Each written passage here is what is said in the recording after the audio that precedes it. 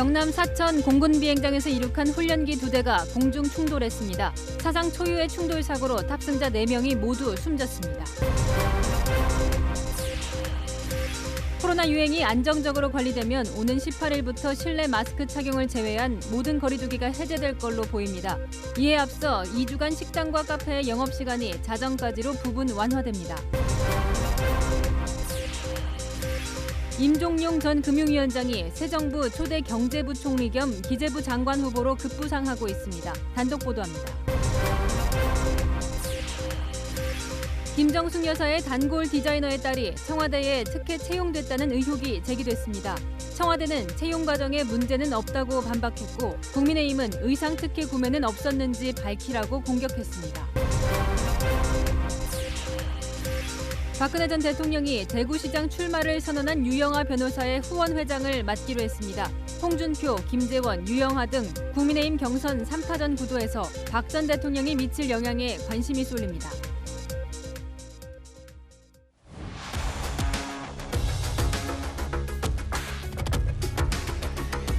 안녕하십니까, 동정민입니다. 오늘 뉴스에 있는 안타까운 사고 소식으로 시작합니다. 공군 훈련기 2대가 공중에서 충돌해 조종사 4명이 순직했습니다. 오늘 오후 경남 사천에서 벌어진 일인데요. 훈련기 2대가 이륙 후에 얼마 안 돼 이 공중에서 충돌한 뒤에 추락했습니다. 한 대당 2명이 타고 있었는데요.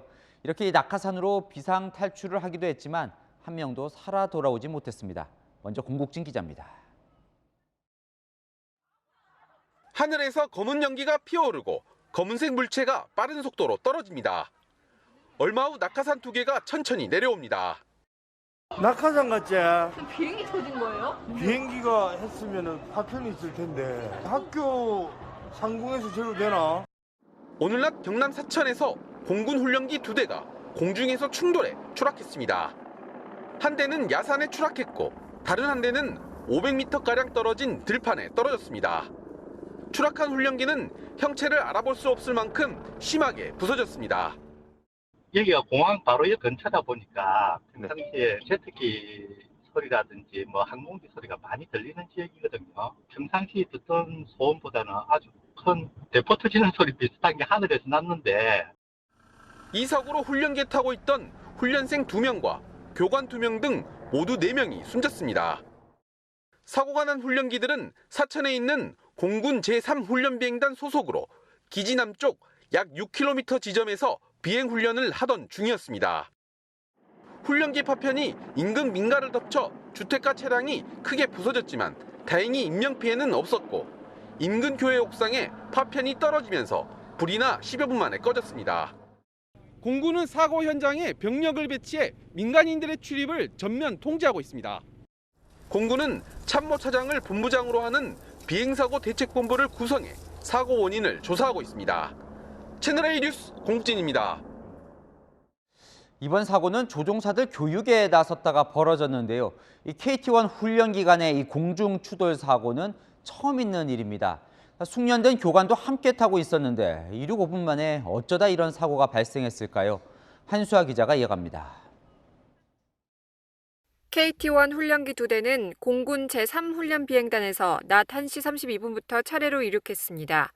앞선 KT-1 훈련기는 공중 비행 훈련을 위해 먼저 활주로를 떠났고 뒤따라 이륙한 훈련기는 계기 비행 방식으로 운항 중이었는데 5분 만에 공중에서 충돌해 추락한 겁니다.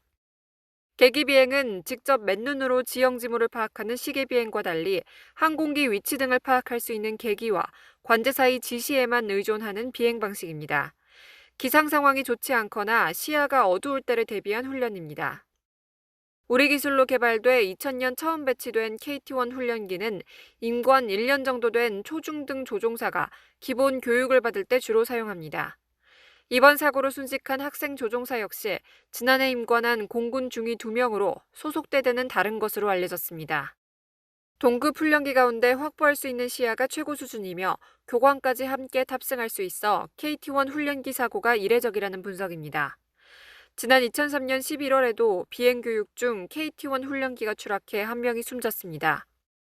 당시 공군은 조종사가 엔진 전자제어 장치 스위치를 잘못 조작해 사고가 발생했다고 밝혔습니다. 공군은 지상관제 문제와 기체 결함 문제 등 여러 가능성을 놓고 참모차장을 본부장으로 하는 비행사고 대책본부를 구성해 정확한 피해 상황과 사고 원인에 대해 조사하기로 했습니다.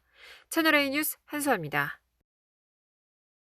코로나 소식으로 이어갑니다. 정부가 2주간 추세를 본 뒤에 모든 거리두기 방안을 해제하는 동시에 야외에선 마스크까지 벗는 방안도 검토하겠다고 밝혔습니다. 이미 공항은 일상을 회복한 분위기인데요. 오늘부터 이 접종 완료자들은 해외에서 입국 시에 자가격리가 완전히 해제됐습니다. 조현진 기자입니다. 인천공항 카운터에 긴 줄이 생겼습니다. 시민들은 모처럼의 해외여행에 들뜬 마음을 감추지 못합니다. 해외여행 가는데 조금은 이제 부담감이 좀 덜해진 것 같고요. 앞으로 이런 코로나 때문에 좀 제한되는 것들이 좀 더 사라질 거라는 기대감이 있어서 여행 앞으로 좀 많이 다닐 것 같아요. 오늘 인천공항 이용객은 2만 1,000명을 기록했습니다. 코로나 사태 이후 2만 명을 넘은 건 오늘이 처음입니다. 정부의 방역 지침 완화로 백신 접종을 끝낸 해외 입국자는 자가격리를 하지 않아도 됩니다. 공항 내 대부분의 방역 관련 시설들도 철거됐습니다. 오미크론 정점이 지나간 것으로 판단되는 만큼 일상 회복에 속도를 내겠다는 겁니다. 오는 18일부터 야외에서는 마스크를 안 써도 될 것으로 보입니다. 코로나19 발생 이후 750일 넘게 우리 일상을 제한했던 조치들이 대부분 사라져 사실상 엔데믹 국면으로 진입하는 셈입니다. 최종적으로는 실내 마스크 정도를 제외하고 영업시간, 사적 모임, 대규모 행사 등 모든 방역 규제를 해제하고 일상에 가까운 체계로 나아가게 될 것입니다. 이에 앞서 정부는 오는 4일부터 2주 동안 사실상의 마지막 거리두기를 시행하기로 했습니다. 사적 모임 최대 10명, 식당, 카페 등의 영업시간은 자정까지로 늘어났습니다. 채널A 뉴스 조현진입니다. 정부는 코로나 지원금도 축소하기 시작했는데요. 이 코로나 사망자들에게 1,000만 원씩 장례 지원금을 지급해 왔는데 이걸 중단하기로 했습니다. 화장장에 자리가 없어서 어쩔 수 없이 이 4일장, 5일장 해야 하는 유족 상당수는 부담이 더 커졌습니다. 황규락 기자입니다. 경기도 안산의 장례식장. 빈소의 절반은 비어있지만 안치실은 이미 시신으로 가득 차 있습니다. 화장장이 포화 상태다 보니 장례를 마치고도 운구가 되지 못하고 있는 겁니다. 다른 장례식장들도 상황은 마찬가지입니다. 지금 안치실이 없어서 안 됩니다. 내일 아침에 4일장, 5일장으로 가고 있으니까. 코로나로 돌아가신 거면 그 운구비가 80만 원 정도 소요가 됩니다. 다른 업체는 뭐 100만 원, 130만 원 얘기하는 데도 있는데. 장례 기간이 길어지면서 비용도 눈덩이처럼 불어나고 있지만 정부는 코로나 사망자에게 지원하던 1,000만 원의 장례 지원금을 이달 중 중단하기로 했습니다. 장례 과정에서의 전파 방지 비용 300만 원은 당분간 계속 지원합니다. 변화된 장례 지침과 현실에 맞게 그간 시행해온 장례 지원비 지급을 중단하고자 합니다. 정부는 유족이 원할 경우 코로나 사망자의 매장도 허용하기로 했습니다. 다만 장례업계는 코로나 사망자를 매장하려면 시신을 만져야 하는 만큼 감염을 걱정합니다. 환자복을 입힌 채로 매장을 하겠습니까? 당연히 수의를 입히려고 하죠. 그 과정을 과연 누가 하겠습니까? 이게 얼마나 위험한 일인데. 코로나 신규 사망자는 오늘도 360명, 지난 한 달 동안 8,000명 넘게 숨졌습니다. 채널A 뉴스 황규락입니다. 지금부터는 신고 권력 간 알박기 인사 충돌 소식으로 이어갑니다. 인수위는 어제 현 정권이 대우조선해양 대표이사로 이 대통령 동생의 동창을 선임한 건 무렴치하다고 비판했었죠. 청와대가 오늘 그 인사에 관여한 적이 없다며 인수위원회에 사과를 요구했습니다. 인수위는 상식이 지켜지지 않아 문제 제기를 한 거라며 본질을 호도 말라고 맞받았습니다. 임민찬 기자입니다. 대우조선해양 대표이사 선임을 두고 청와대와 대통령직 인수위원회가 이틀째 설전을 이어갔습니다. 청와대는 민간기업인 대우조선해양 인사에 관여한 적이 없는데 모욕을 당했다며 인수위에 사과를 요구했습니다. 극단적인 언어를 써서 사실 모욕적인 브리핑을 한 것이거든요. 청와대가 사실이 아니라고 이렇게 말씀을 드리면 저는 정중하게 사과해야 한다고 생각합니다. 인수위는 청와대가 감정적으로 해석하고 있다고 맞받았습니다.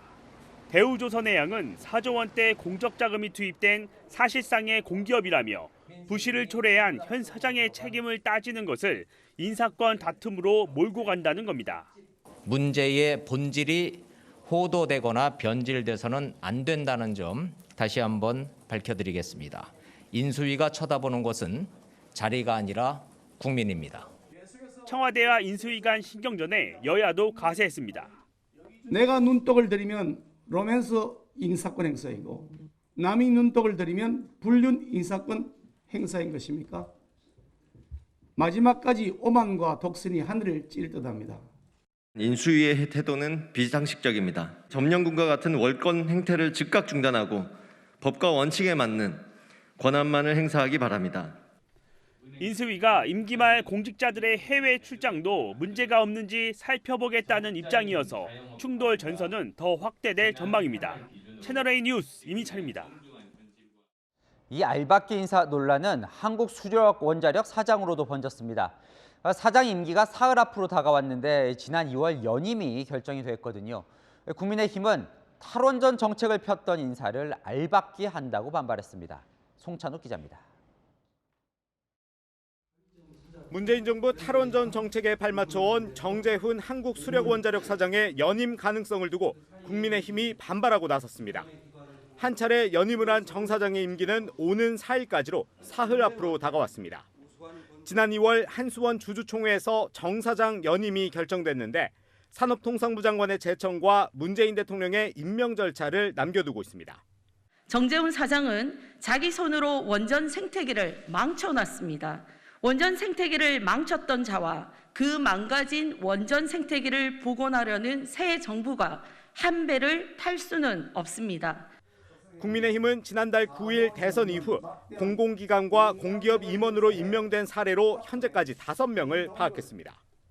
대선 바로 다음 날 임명된 더불어민주당 전략기획국장 출신 임찬기 한국가스안전공사 상임감사, 지난달 11일 임명된 민주당 정책위 수석전문위원 출신 노수현 농림식품기술기획평가원장 등입니다. 이들은 사실상 윤석열 대통령 당선인과 임기를 같이 하는 것으로 국민의힘은 정권 말 알박기 인사라고 비판하고 있습니다. 문 대통령께서 진심으로 새 정권의 성공을 바라신다면 낙하산 인사 이제 그만 중단하시고 국민들께 사과드리고 이제라도 국민들에 대해서 마음의 빚을 가지셨으면 좋겠습니다. 국민의힘이 임기 말 인사 현황에 대한 추가 조사에 나서는 등 신구 권력의 인사권을 둘러싼 충돌이 날로 격해지고 있습니다. 채널A 뉴스 송찬욱입니다. 문재인 대통령의 부인 김정숙 여사의 옷감 논란 속보입니다.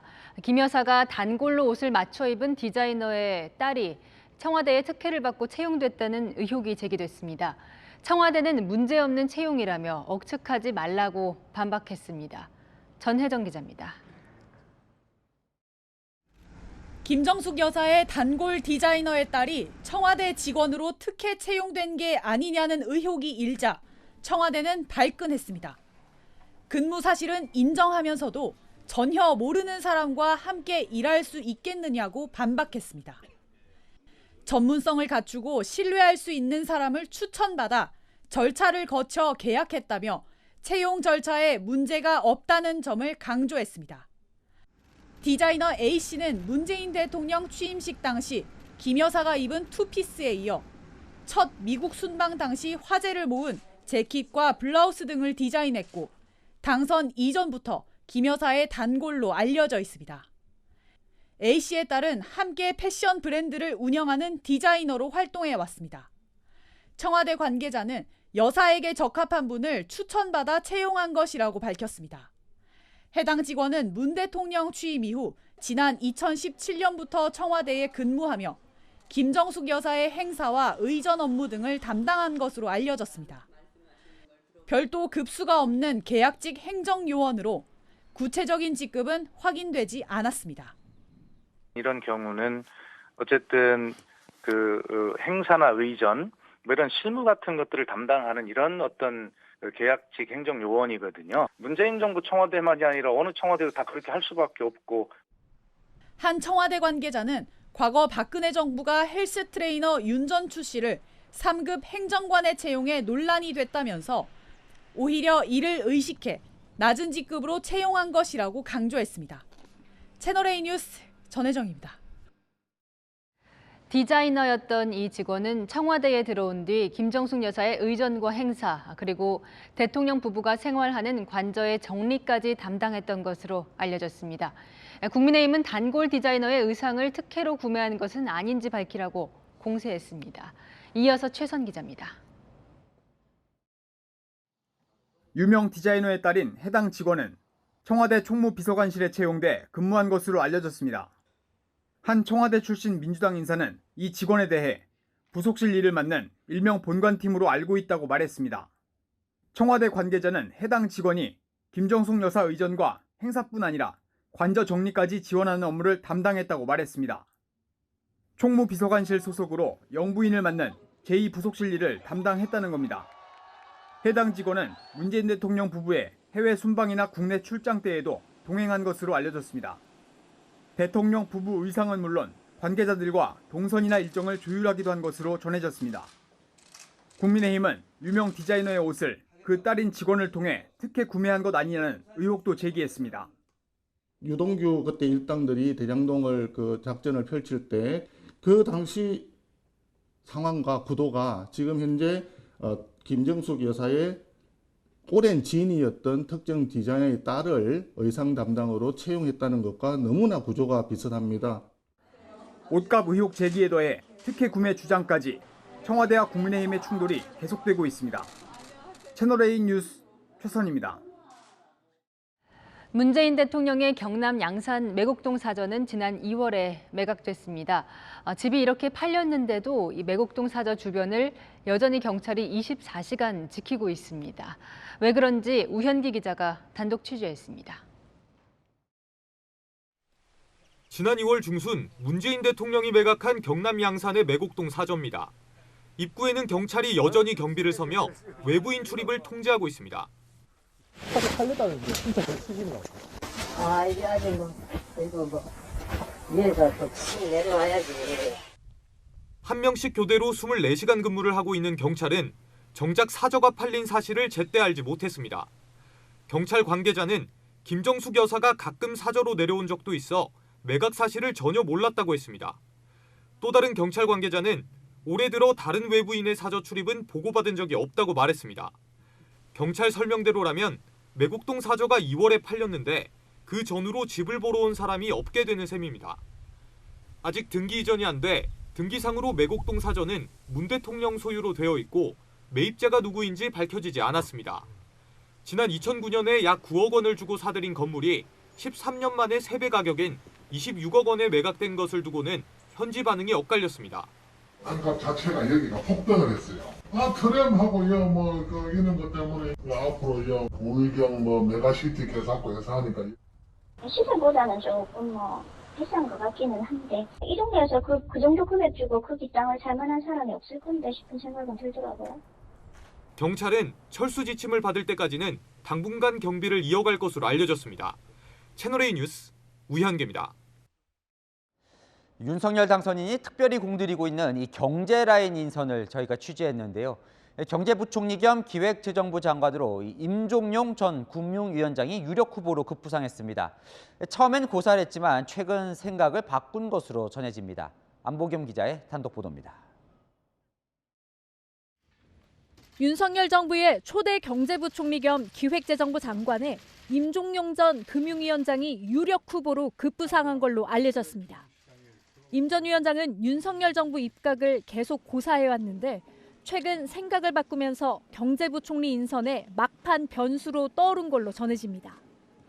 기존에는 최상목 인수위 경제 1분과 간사, 최준경 전 지식경제부 장관, 추경호 국민의힘 의원 등이 우선 검토됐습니다. 임 전 위원장은 이명박 정부에서 국무총리 실장을, 박근혜 정부에서는 금융위원장을 지내 노무현 정부에서 국무총리를 지낸 한덕수 전 총리와 조화를 이룰 거라는 평가가 나옵니다. 또 한 전 총리와 함께 호남 출신이라는 공통점도 있습니다. 함께 발을 맞출 금융위원장에는 경제부총리 후보군과 함께 이석준 당선인 특별고문 등이 검토되고 있습니다. 경제부총리라든지 또 금융위원장이라든지 또 대통령실 경제수석까지 이 경제원팀이 드림팀으로 이어질 수 있도록 그렇게 만들어주실 최적임자를 총리 후보로 찾고 있습니다. 이석준 특별고문과 최상목 간사, 그리고 경제부총리 후보로 꼽히는 임종용 전 금융위원장은 경제정책 어젠다 2022라는 책을 함께 쓰기도 했습니다. 채널A 뉴스 안보겸입니다. 자, 단독 보도 하나 더 이어갑니다.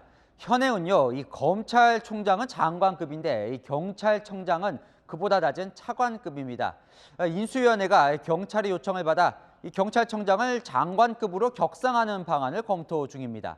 이 검찰총장을 지낸 당선인의 공약 사안이기도 합니다. 조영민 기자가 취재했습니다. 경찰청은 지난달 24일 대통령직 인수위원회 업무보고에서 경찰청장의 장관급 격상 필요성을 보고했습니다. 경찰 관계자는 윤석열 당선인이 공약한 사안인 만큼 그 이행 계획을 보고한 것이라고 설명했습니다. 후보 시절 윤 당선인은 차관급인 경찰청장을 장관급으로 올리겠다고 약속한 바 있습니다.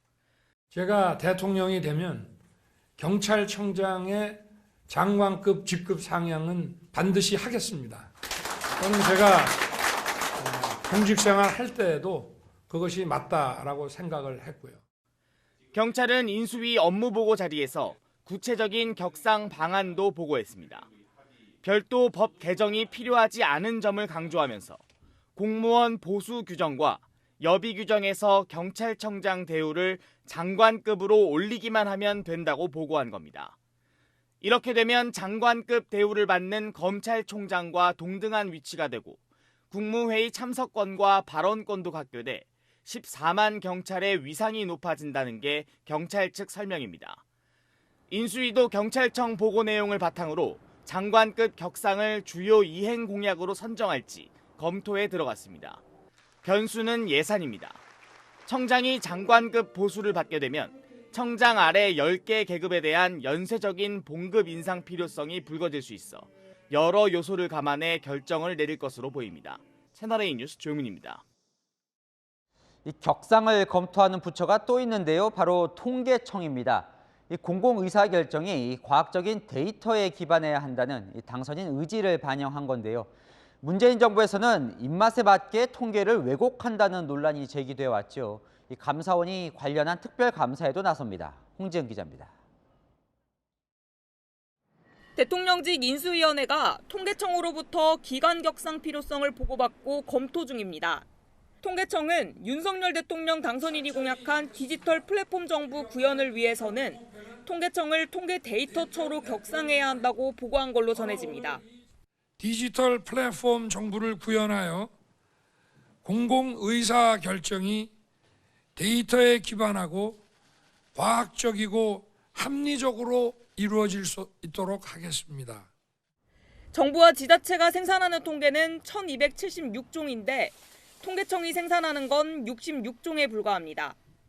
통계청의 각 기관의 통계 데이터를 관리 감독할 권한이 없다 보니 문재인 정부에서는 주택 일자리 관련 통계가 왜곡됐다는 논란까지 일었습니다. 감사원은 올해 안에 국가통계 시스템 전반에 대한 특별감사를 예고한 상황입니다.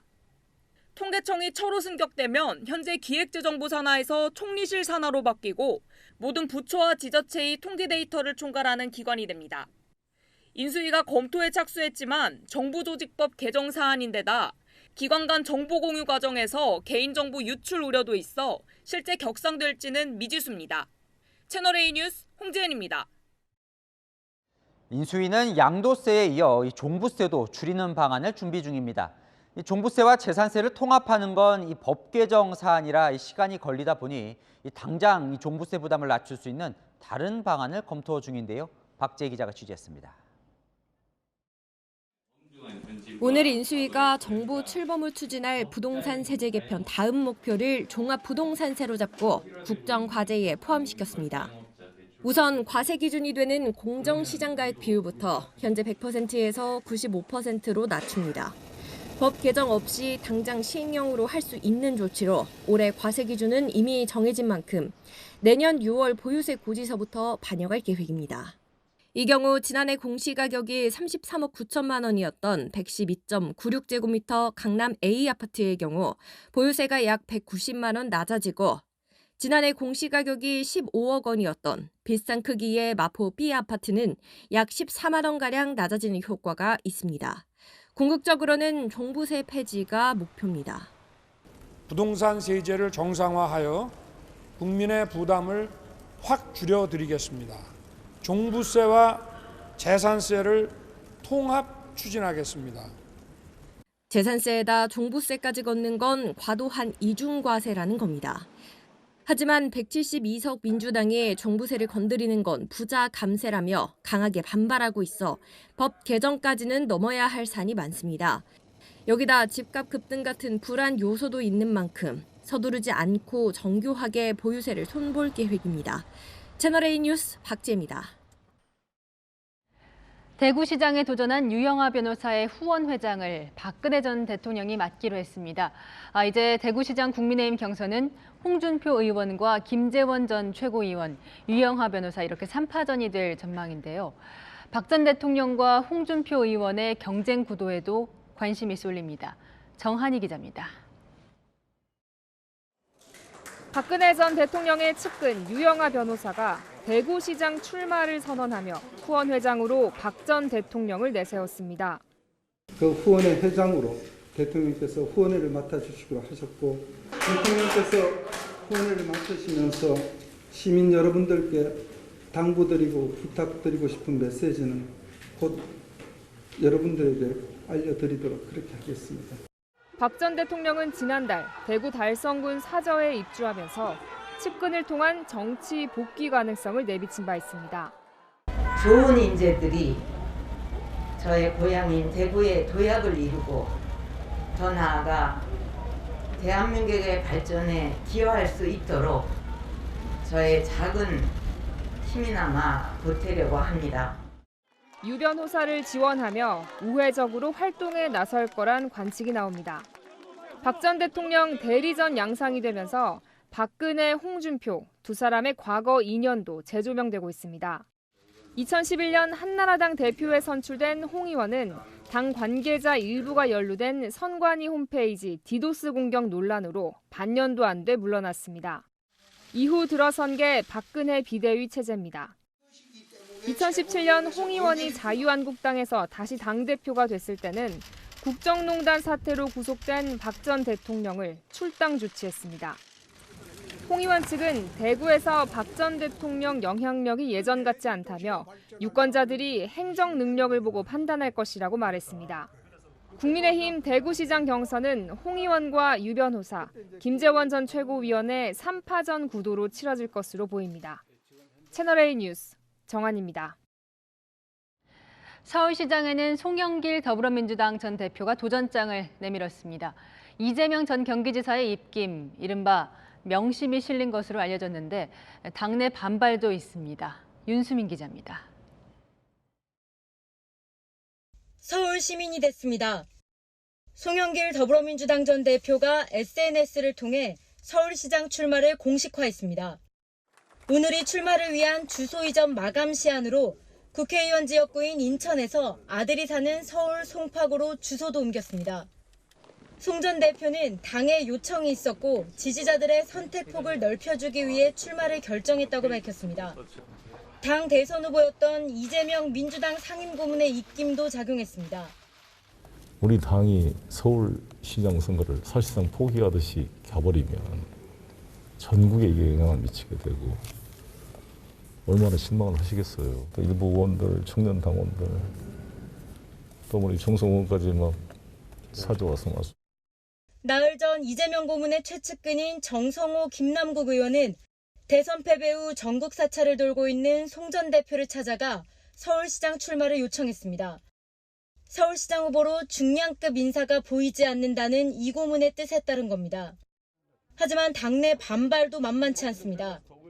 민주당 서울 지역 의원들은 어제 긴급 회동을 갖고 송 전 대표 추대 반대 입장을 밝혔습니다. 당내 친문 세력과 대선 때 선대위를 이끌었던 586 의원들 역시 패장이 나서는 건 말도 안 된다며 임종석 전 청와대 비서실장이나 김현종 전 청와대 국가안보실 2차장 같은 새 얼굴 발굴을 주문하고 있습니다. 채널A 뉴스 윤수민입니다. 대장동 재판 속보입니다. 대장동 사업 당시 사퇴 압박을 받았다고 주장한 황무선 전 성남도시개발공사 사장이 오늘 재판에 증인으로 나왔습니다. 사표 제출을 거부하자 공사 관계자가 퇴근을 막아서 몸싸움을 벌였다는 진술이 새롭게 나왔습니다. 구자준 기자입니다. 대장동 개발 특혜 의혹 재판에 증언하러 온 황무성 전 성남도시개발공사 사장. 오늘 법정에서 자신은 바지 사장이었다고 진술했습니다. 하급자인 유동규 당시 기획본부장이 자신을 대놓고 무시했다고 밝힌 겁니다. 내가 주재하는 회의에도 안 들어와. 한 달에 2번 하는 확대간부회의, 경영회의에도 참석을 한 번도 안 해. 그러니까 실세라고 그러지, 누가 실세라고. 이런 막강한 권한을 유 전 본부장에게 준 사람으로 이재명 당시 성남시장을 지목했습니다. 임명권자가 누구예요? 이재명 시장 아니야. 시장한테 그런 권한을 누가 줬겠어요? 이재명 시장이었겠지. 황 전 사장은 대장동 개발 사업 공모지침서 공고를 앞두고 받은 사퇴 압박 상황도 증언했습니다. 공사 관계자가 사직서를 미리 인쇄해와 시장님 지시라며 서명하라고 요구했고 서명을 거부하고 퇴근하려는 과정에서 몸싸움이 벌어졌다고 한 겁니다. 아니 내가 나가려면 붙잡고 막 이랬지. 나는 갈라 그러고. 황 전 사장은 지난 2월 검찰이 이재명 당시 민주당 후보 등의 사퇴 압박 관여 의혹을 증거 부족을 이유로 무혐의 처분한 건 말도 안 되는 조치라며 비판했습니다. 채널A 뉴스 구자준입니다.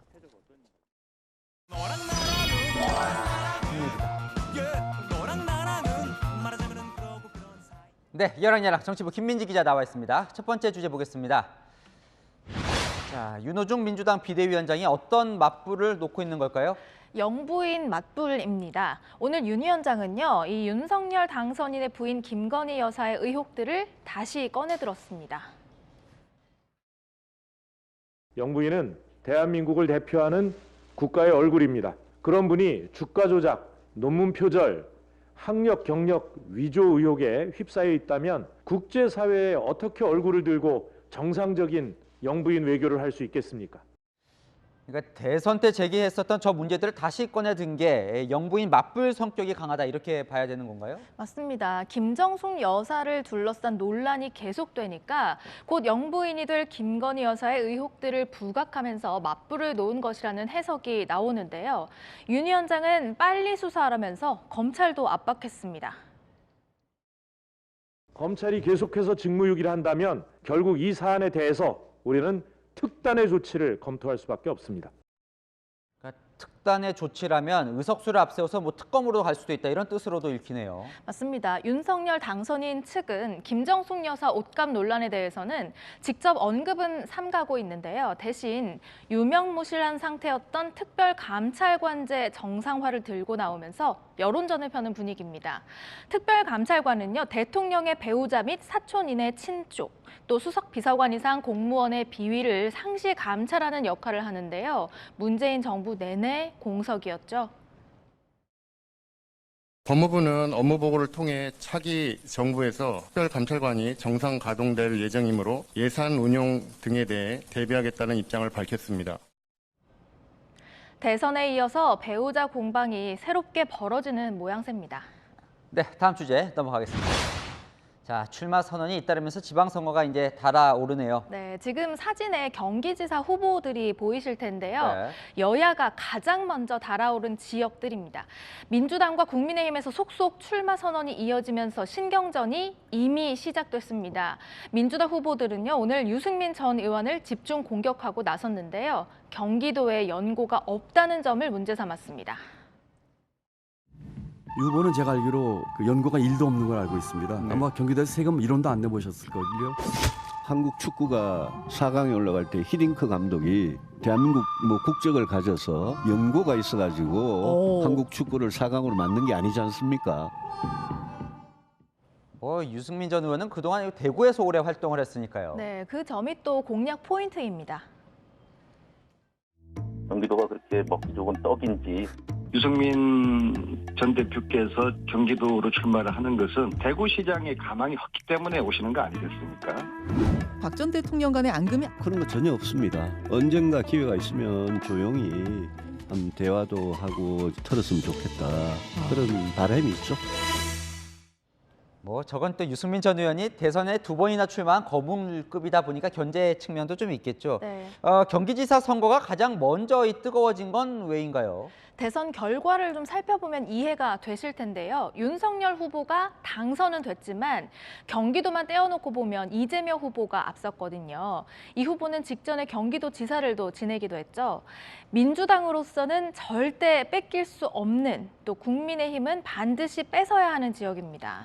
그래서일까요? 유승민 전 의원이 경기도가 험지라서 내가 총대 메고 출마했다 이런 말도 하더군요. 네, 반드시 승리해야 하는 국민의힘으로서는 그 내부에서는 유 전 의원 외에 새 얼굴들도 함께 내세워서 경선부터 흥행시키자 이런 목소리가 나오는데요.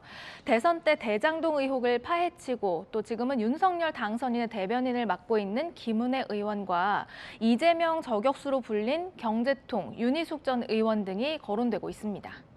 지방선거가 6월 1일이니까 딱 2달 남았거든요. 대선 못지않게 사활을 건 경쟁이 예상됩니다. 자, 이 정권 초에 열리는 지방선거, 민심이 어디로 쏠릴지 궁금합니다. 네, 열랑야랑이었습니다. 바다의 어족 자원은 줄어들고 이를 둔 갈등은 커지고 있습니다. 동해안에선 문어잡이하는 낚싯배와 어민들이 대치를 벌이며 어선끼리 충돌까지 할 뻔했습니다. 강경모 기자가 현장 취재했습니다. 강원 고성군 앞바다. 동틀 무렵 소형 어선들이 낚싯배를 에워쌉니다.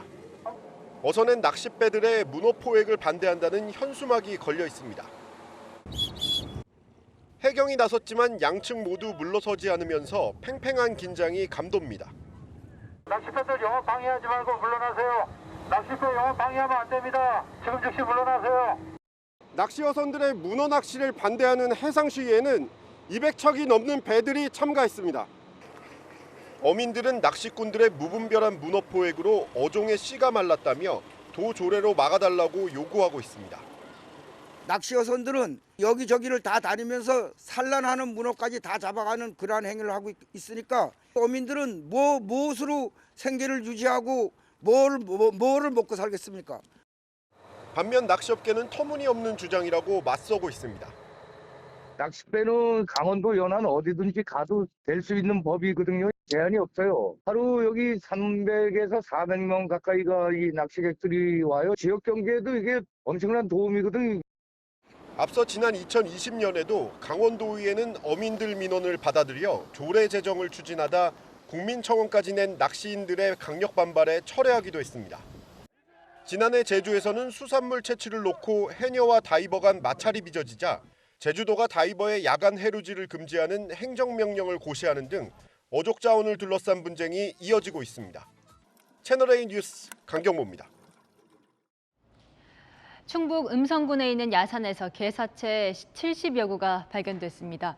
동물병원 직원이 유기견 처리 비용을 줄이려고 내다 버린 겁니다. 김태형 기자입니다. 산 중턱에서 개 머리뼈가 발견됩니다. 바로 옆엔 개 사체가 방치돼 있습니다. 성견이네. 개 목줄과 먹다 남은 사료 포대도 널브러져 있습니다. 야산에 개 사체가 있다는 주민 신고를 받고 군청과 동물보호단체가 확인해보니 발견된 사체는 70구가 넘었습니다. 백골은 한 10개 정도가 나오고 나머지는 다 이제 부패가 심하게 된 것도 있고 일주일 이내 된 게 좀 많이 나왔어요. 수사에 착수한 경찰은 사체에서 발견된 동물 등록 내장칩을 통해 병원 진료 기록을 확인했고 결국 인근 한 동물병원 직원이 개 사체들을 불법 유기한 사실을 확인했습니다. 해당 병원은 지난 2014년부터 음성군과 위탁 계약을 맺고 유기동물 보호센터를 운영했는데 새 주인이 나타나지 않은 유기견들을 안락사한 뒤 처리 비용을 줄이려고 야산에 버린 것으로 드러났습니다. 군은 유기견 한 마리당 14만 원을 병원에 지원해 왔습니다. 마리당 12만 원 정도? 그 안락사 비용은 또 별도로 2만 원이고 그렇게 지원을 해주고 있어요. 경찰은 해당 직원을 상대로 지원금 부정수급 여부와 사체 유기 경위를 조사하는 한편 현재 외국에 나가 있는 동물병원 원장이 이런 사실을 알고 있었는지 여부도 조사하고 있습니다. 채널A 뉴스 김태형입니다. 중국 경제 수도 상하이가 닷새째 봉쇄 상태지만 감염자는 계속 늘고 있습니다. 생선까지 PCR 검사를 해볼 정도로 비상이 걸렸습니다. 강은하 기자입니다. 상인은 뻐끔거리는 생선 입을 잡고 있고 위생장갑을 낀 방역 요원의 손이 입으로 다가갑니다. 면봉으로 PCR 검사를 실시합니다.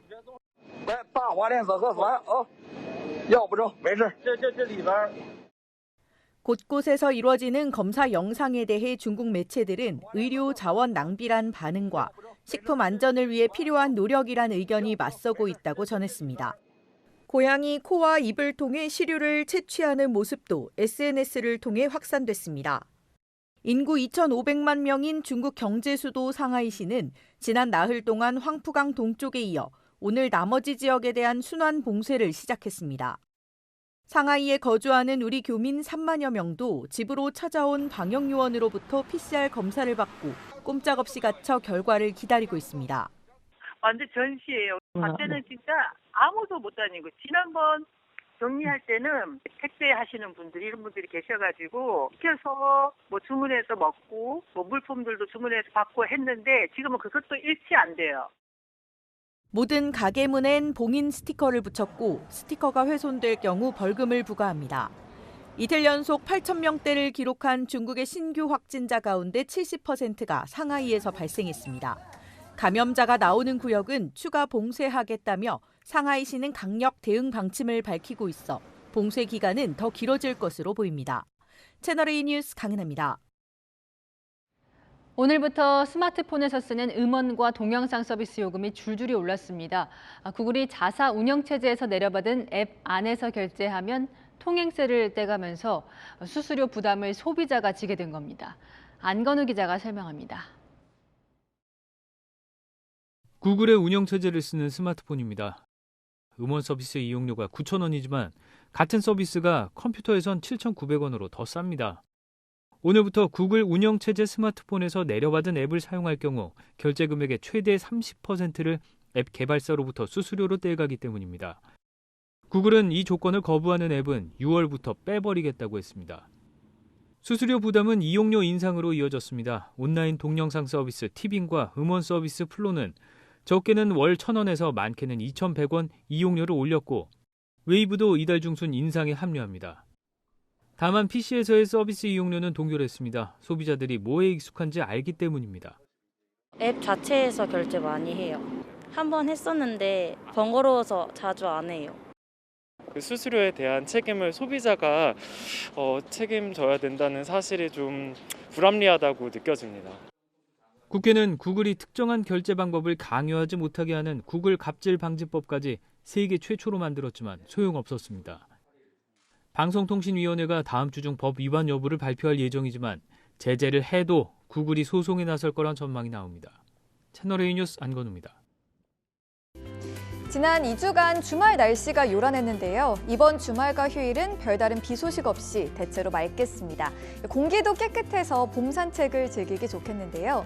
하지만 여전히 일교차가 크게 벌어집니다. 내일 경북 청송은 하루 사이 기온차가 18도나 나겠고요. 그 밖의 지역도 아침엔 쌀쌀하고 낮엔 온화하겠습니다.